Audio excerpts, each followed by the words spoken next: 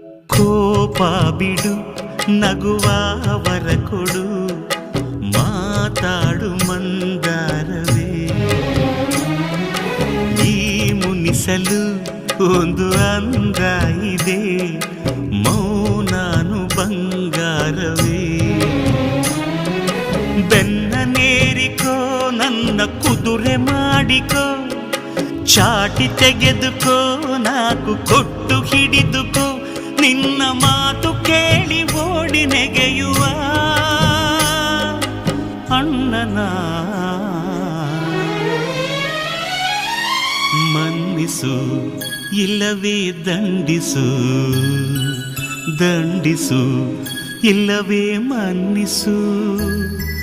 ತಂಗಿಯೇ ತಂಗಿಯೇ ನನ್ನ ಮುದ್ದು ತಂಗಿಯೇ.